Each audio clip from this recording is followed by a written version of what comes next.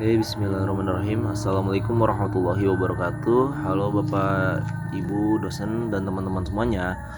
Perkenalkan, nama saya Arik Naufal Rabani dengan akhiran NIM 057 dari kelas 3B Prodi Manajemen Dakwah FDKOM.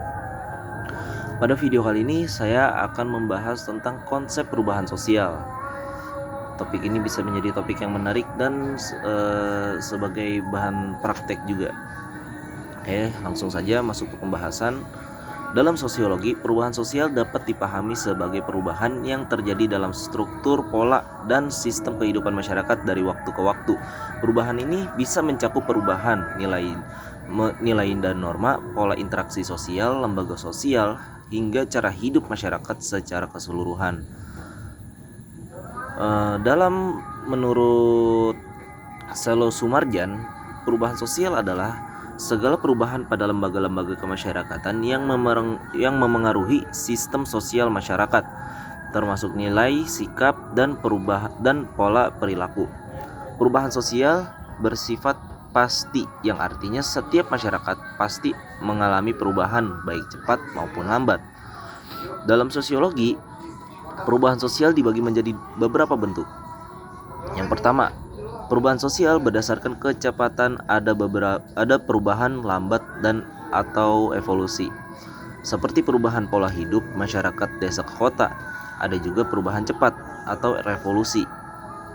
Contohnya perubahan besar akibat perkembangan teknologi digital. Nah, masuk ke yang kedua, perubahan sosial berdasarkan pengaruhnya. Ada perubahan bentuk kecil yang tidak terlalu berdampak besar, seperti perubahan tren gaya berpakaian. Ada juga perubahan besar yang berdampak luas, misalnya industri dan globalisasi. Terus yang ketiga, perubahan sosial berdasarkan perencanaan. Ada perubahan yang direncanakan seperti program pembangunan atau kebijakan pemerintah. Ada juga perubahan yang tidak direncanakan, misalnya perubahan akibat bencana alam atau pandemi. Adapun faktor penyebab perubahan sosial antara lain yaitu perkembangan ilmu pengetahuan dan teknologi, perubahan jumlah penduduk, konflik sosial, pengaruh budaya luar, serta perubahan lingkungan alam. Dari sini kita bisa pahami bahwa perubahan sosial itu kompleks, saling berkaitan, dan tidak bisa dihindari.